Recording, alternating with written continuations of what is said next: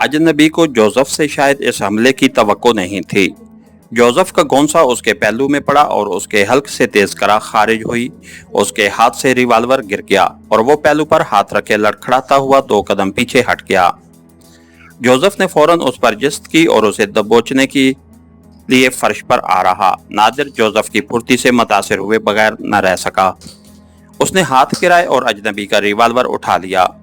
फर्श पर गिरते ही अजनबी ने यकदम पलटा खाया और जोसेफ बाएं जानिब लड़खड़ाया। अजनबी तेजी से सीधा होकर उठ बैठा। उसी लम्हे जोसेफ ने उठकर उसके जबड़े पर गोंसा रसीद कर दिया। अजनबी कराता हुआ फर्श पर तराज हो गया। जोसेफ उछलकर उसके ऊपर आ गया और उसके सीने पर चढ़कर उसके चेहरे पर गोंसे बरसाने लगा। 2 घोंसों के बाद ही अजनबी ने यकदम अपने जिस्म को समेटा और फिर तेजी से करवट ली। जोसेफ एक बार फिर उसके सीने से उतरकर फर्श पर लड़क गया। अजनबी उछलकर खड़ा हो गया, लेकिन जोसेफ ने फौरन ही उसका पांव पकड़कर झटका दिया और अजनबी कराहता हुआ पुश्त के बल फर्श पर आ रहा। जोसेफ तेजी से खड़ा हो गया और उसने आगे बढ़कर अजनबी के पहलू में ठोकर रसीद कर दी। अजनबी के हलक से कर्बनाक चीख खारिज हुई। जोसेफ, हट जाओ, नादिर ने जोसेफ से कहा, वक्त कम है। जोसेफ अजनबी को खूंखार निगाहों से देखता हुआ एक तरफ हट गया और नादिर ने अजनबी पर रिवाल्वर तान लिया। अजनबी ने उसकी तरफ देखा और उसकी आंखों से तशवीश ज़ाहिर होने लगी, लेकिन उसका चेहरा सपाट रहा।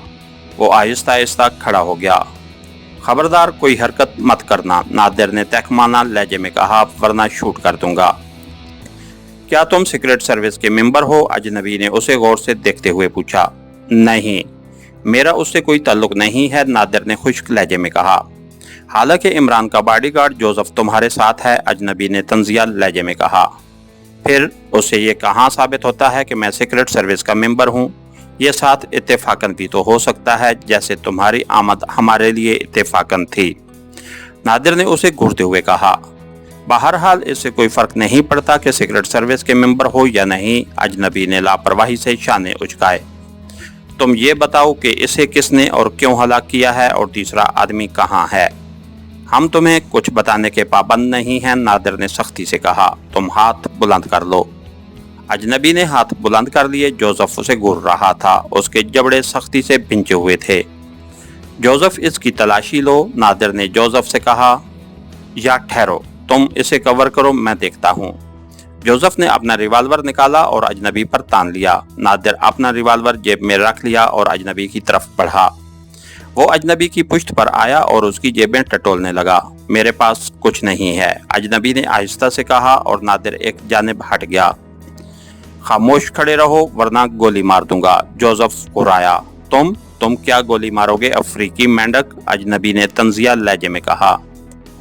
बकवास बंद करो सुअर के बच्चे, जोसेफ गुस्से से दहाड़ा। तुम भी बकवास मत करो स्यारीच, अजनबी घुराया। जोसेफ स्यारीच का नाम सुनकर गजबनाक हो गया और उसने अजनबी पर फायर कर दिया। अजनबी यकदम अपनी जगह से उछलकर एक तरफ हटा और बेआवाज रिवाल्वर की गोली दीवार में जा लगी। पहले फायर का अंजाम देखकर जोसेफ का गुस्सा 2 चंद हो गया और उसने दूसरा फायर कर डाला। नादिर को हैरत का झटका लगा। अजनबी दूसरी बार भी बच गया और जोसेफ की गोली जाया हो गई थी। जोसेफ को भी हैरत हुई। उसने अपने रिवाल्वर की तरफ देखा जैसे उस पर नकली होने का शुबा हो। दूसरे ही लम्हे उसने तीसरी बार अजनबी पर फायर कर डाला, लेकिन फिर हैरत से उसकी आंखें फैल गईं। अजनबी इस बार भी बाईं जानिब खड़ा उसकी तरफ देखता हुआ मुस्कुरा रहा था। उसकी निगाहें जोसेफ के रिवाल्वर पर मरकूज थीं। न जाने इस अहमक ने तुम जैसे उल्लू को अपना बॉडीगार्ड कैसे रख लिया था। तुम्हें तो फायर करना भी नहीं आता। बकवास बंद करो हरामी के बच्चे, जोसेफ गजबनाक लहजे में दहाड़ा और उसके साथ ही उसने अजनबी पर फायर कर दिया। चौथी गोली का अंजाम भी पहली गोलियों से मुख्तलिफ न था। नादिर उसे हैरत से देखता हुआ कुछ सोच रहा था।